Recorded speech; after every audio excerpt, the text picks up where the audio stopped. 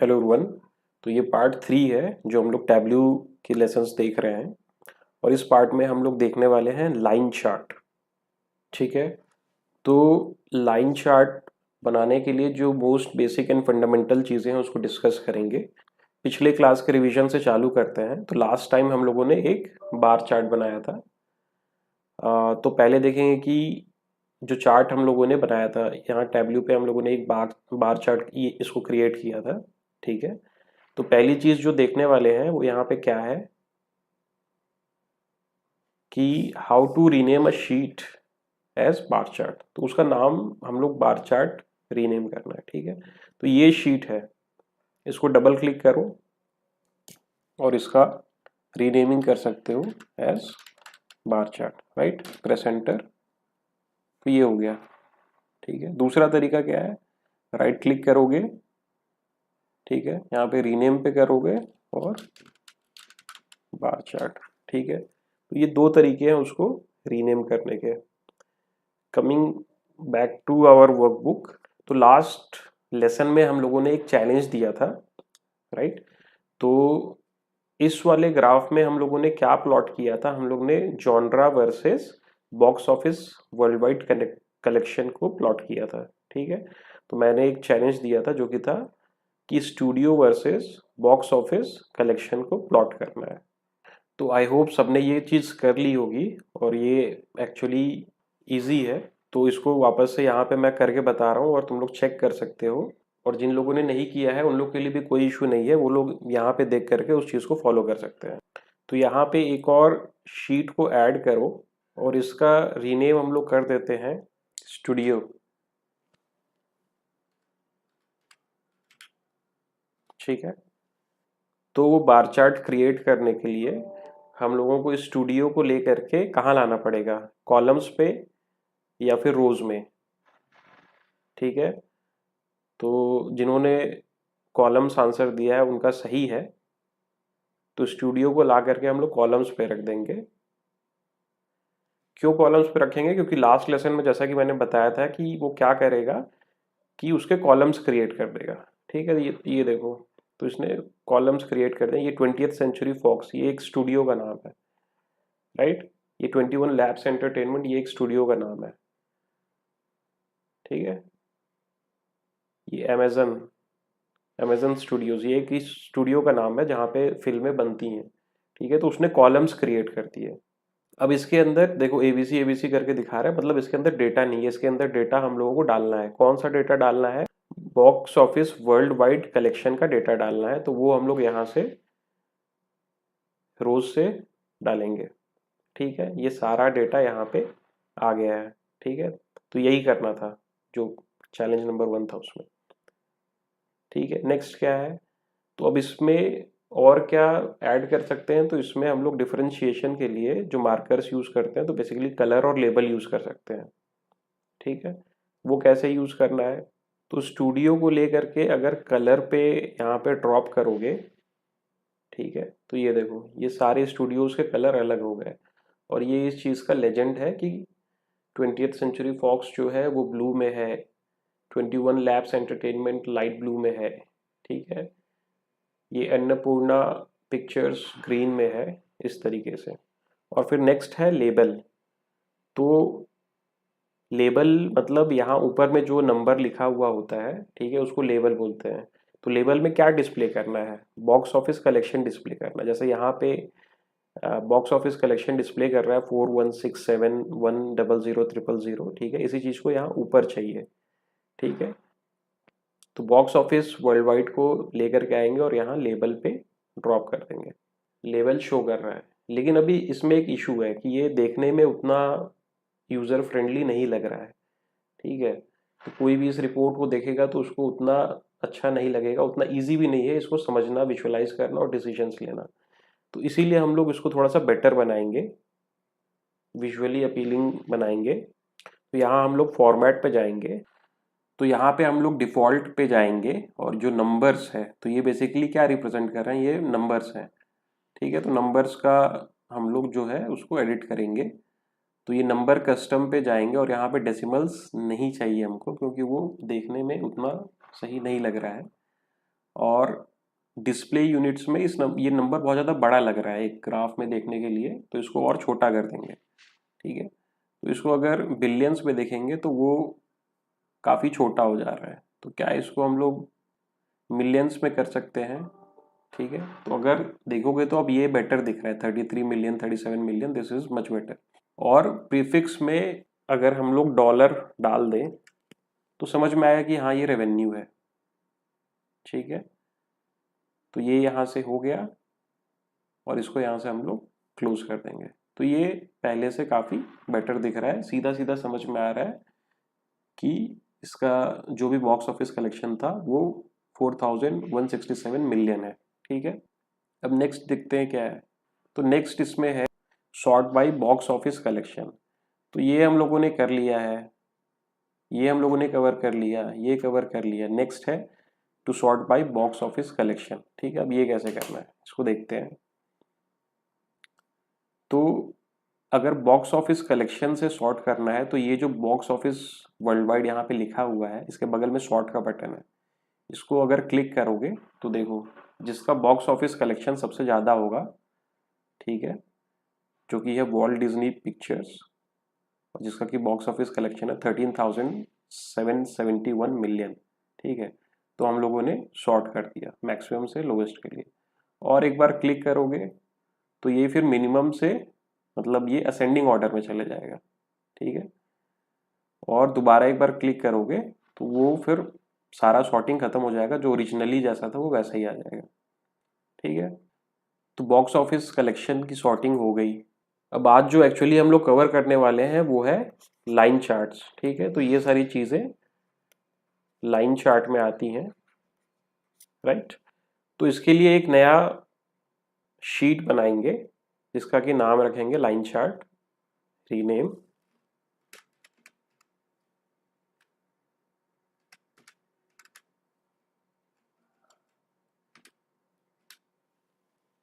ठीक है, और इस लाइन चार्ट में हम लोग क्या विजुअलाइज करने वाले हैं, we have to visualize how many movies we have per year.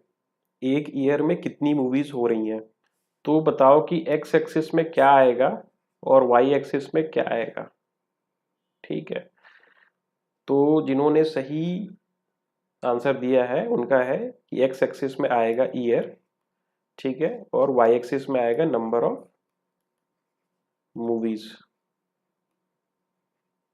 ठीक है, अब डेटा में जाकर के देखते हैं कि ये किस तरीके से है।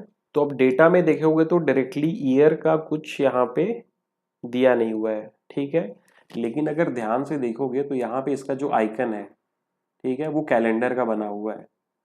ठीक है, this is a date, right. तो इससे पता चलेगा कि कौन सी डेट को कौन सी मूवी आई थी। तो हम लोग का काम तो यही है ना, यहाँ पे क्या प्लॉट करना है, visualize how many movies we have per year. तो कौन सी साल में मूवीज आई थी उससे पता चल जाएगा। तो इस डेटा को हम लोग लेकर के यहाँ कॉलम्स में आएंगे जो कि हमारा एक्स एक्सिस हो जाएगा। ठीक है, इसने देखो कॉलम्स बना दिए 2010 के लिए, 11 के लिए, 2012 के लिए, 13, 14, लेकिन ये अभी डिस्क्रीट फॉर्म में है। तो इसको हम लोग को पहले कंटिन्यूअस फॉर्म में लेकर के आना पड़ेगा।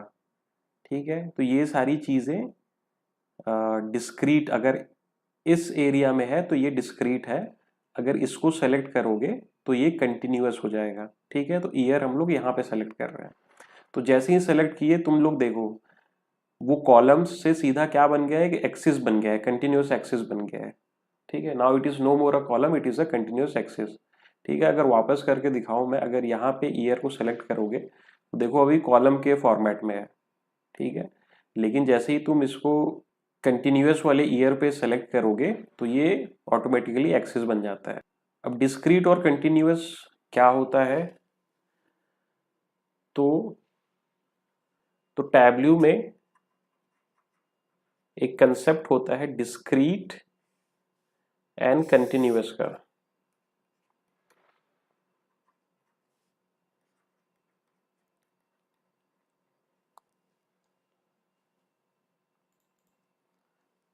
तो दोनों में क्या डिफरेंस होता है, तो जो डिस्क्रीट होता है वो बेसिकली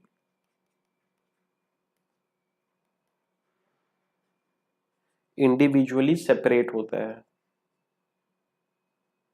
ठीक है, तो वो अलग अलग होगा। जबकि जो कंटिन्यूअस रहता है वो अनब्रोकन होल होता है, ठीक है। कहने का मतलब है कि मान लो यहाँ पे ईयर्स जो प्लॉट हो रहे हैं, ठीक है, ये मान लो यहाँ पे एक ईयर है 2010, ठीक है, यहाँ पे एक ईयर है 2011।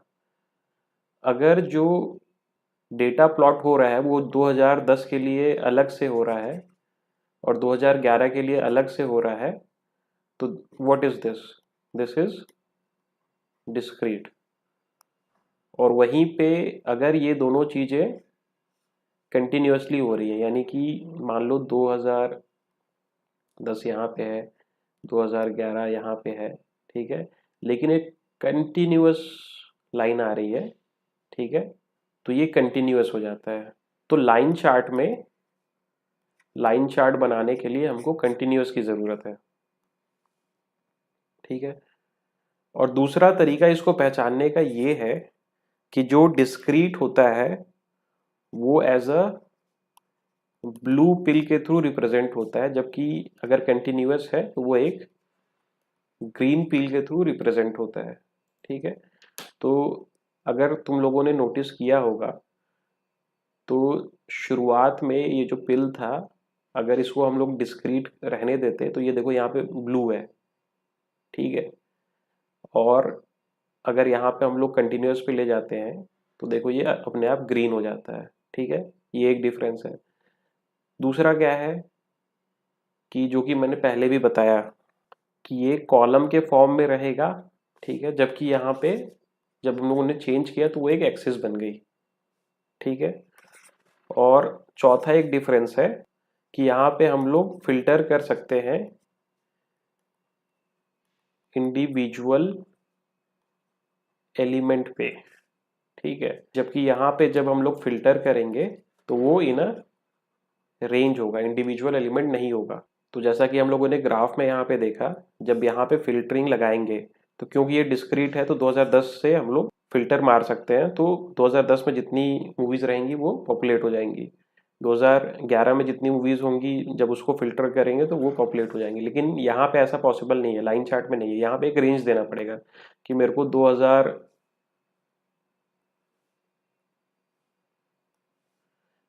2010 से 2020 तक की मूवीज दिखा दो, या फिर 2020 से 2022 तक की मूवीज दिखा दो, तो इसमें रेंज फिल्टरिंग देना पड़ेगा।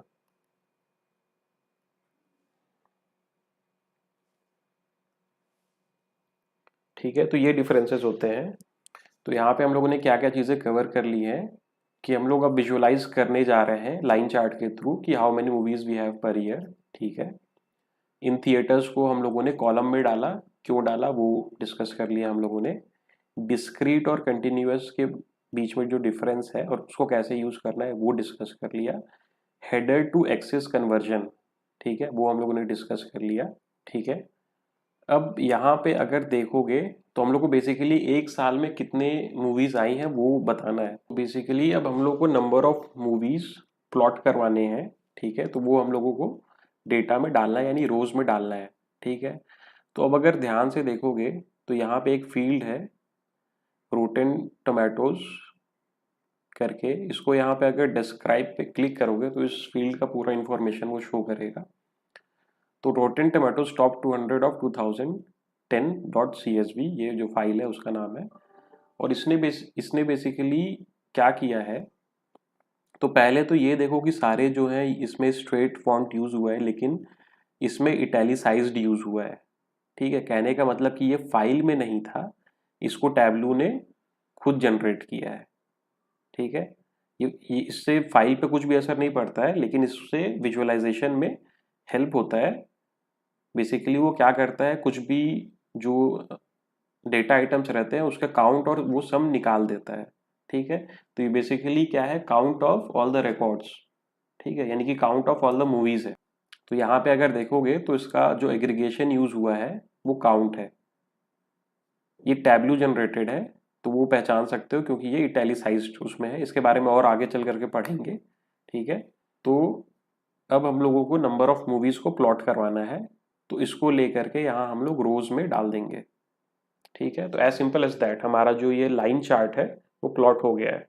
तो यहाँ पे जो इसने टाइटल यूज किया है वो count of rotten tomatoes top 200 of 2010.csv। तो ये तो फाइल का नाम है, ठीक है। तो ये सही टाइटल नहीं है, तो इसको हम लोग चेंज करेंगे, ठीक है। चेंज करने के लिए इस पे डबल क्लिक करेंगे और ये ऑप्शन हम लोग के पास आएगा। तो एक्सेस टाइटल्स, यहाँ पे हम लोग इसका टाइटल बदल देंगे और यहाँ पे डाल देंगे नंबर ऑफ मूवीज, ठीक है। तो देखो ये यहाँ पे चेंज हो गया है। फिर यहाँ पे इसको क्लोज कर दिया। एज सिंपल एज दिस यहाँ पे हम लोग का लाइन चार्ट प्लॉट हो गया है। क्योंकि ये जो चार्ट है वो लाइन के फॉर्म में होता है, इसलिए इसको लाइन चार्ट बोलते हैं। तो ये भी कवर हो गया है। Number of records, italicized, tableau generated field, adding to rows, ठीक है। तो ये कैसे रो ऐड करना है नंबर ऑफ रिकॉर्ड्स को, और ये क्यों इटैलिसाइज्ड होता है, और ये टैब्लो जनरेटेड होता है, यानी कि ओरिजिनल फाइल में नहीं होता है। टैबली उसको अपने आप एग्रीगेट करके वहाँ पे शो करता है ताकि हम लोग उसको विजुअलाइजेशन में इजीली ऐड कर पाए। अब यहाँ पे हम लोग एक चीज़ और कर सकते हैं कि अगर देखोगे तो यहाँ पे 2012 में, ठीक है, नंबर ऑफ मूवीज़ कितनी थी, 4 थी। यहाँ पे 2015 में 24 थी, यहाँ पे 29 थी 2017 में, और यहाँ पे 2018 में 43 थी। तो ये जो नंबर ऑफ मूवीज में डिफरेंस है, इसको रिप्रेजेंट करने का एक और तरीका हो सकता है जो कि हम लोग साइज के थ्रू रिप्रेजेंट कर सकते हैं। तो अगर मैं यहाँ पे इस डेटा को लेकर के यहाँ साइज पे ड्रॉप करूँगा, तो देखो यहाँ पे जो लाइन चार्ट है वो पतली सी है, ठीक है। और यहाँ पे जैसे जैसे देखोगे वैल्यू बढ़ते जा रहा है नंबर ऑफ मूवीज का, तो ये वाइड होते जा रही है, ठीक है। तो यहाँ पे देखो सबसे ज़्यादा वाइड है क्योंकि सबसे ज़्यादा मूवीज़ है यहाँ पे 43, ठीक है। तो ये एक तरीका है उसको विजुअलाइज करने का। हालांकि यहाँ पे नेसेसरी नहीं है, लेकिन क्योंकि मैं बताना चाह रहा था कि साइज को भी विजुअलाइजेशन में कैसे यूज़ कर सकते हैं, उसके लिए है। एक और तरीका इसको विजुअलाइज करने का हो सकता है कलर के थ्रू। तो अगर हम लोग सेम चीज़ को लेकर के यहाँ कलर पे ले आए, ठीक है, तो यहाँ पे देखोगे तो ये फेडेड है, यानी कि वैल्यूज छोटी हैं। और यहाँ पे देखोगे तो यहाँ पे सबसे ज़्यादा डार्क है, यहाँ पे सबसे ज़्यादा मूवीज़ हैं। तो इसको कलर रिप्रेजेंटेशन को थोड़ा सा और इंटरेस्टिंग बनाने के लिए यहाँ कलर पे जा सकते हो, और यहाँ पे एडिट कलर्स पे क्लिक करके एक ऑप्शन होता है यहाँ पे सनराइज सनसेट डाइवर्जिंग, ठीक है, इसको सिलेक्ट कर सकते हो और यहाँ पे इसको अप्लाई करोगे और ओके करोगे। तो जितना ज़्यादा ब्लू रहेगा उतनी ज़्यादा छोटी वैल्यूज़ रहेंगी, जो बीच की वैल्यूज़ रहेंगी वो काइंड ऑफ येलोइश रहेंगी, और जो सबसे ज़्यादा वैल्यूज़ रहेंगी वो उतनी ज़्यादा रेड रहेंगी। तो यहाँ पे देखोगे तो सबसे छोटी वैल्यूज़ है तो ब्लू में है, जो सबसे बड़ी वैल्यूज़ है वो यहाँ पे रेड में है। तो हम लोगों ने नंबर ऑफ रिकॉर्ड्स को साइज मार्कर के साथ यूज़ करके देख लिया है। नंबर ऑफ रिकॉर्ड्स को हम लोगों ने कलर मार्कर के साथ यूज़ करके देख चुका है। तो लाइन चार्ट के साथ जो जो हम लोग कर सकते हैं वो सब हम लोगों ने करके देख चुका है। टाइम है चैलेंज नंबर 2 का। तो आज का चैलेंज ये है कि तुमको कलर मार्कर यूज़ करना है to break the line chart in genre, ठीक है। तो बेसिकली क्या करना है कि कलर के हिसाब से हर जॉनरा, ये जो जॉनरा है, तो ये जो पूरा एक लाइन चार्ट है इसको ब्रेक करना है जॉनरा वाइज यूजिंग कलर, ठीक है। तो ये चैलेंज नंबर 2 है। So with this we are ending today's episode. I hope कि कंसेप्ट सारे के सारे समझ में आए होंगे। अगर कोई डाउट है you can ask in the comment section, और अगर वीडियो अच्छा लगा हो तो make sure to hit the like button, subscribe to the channel and share the video.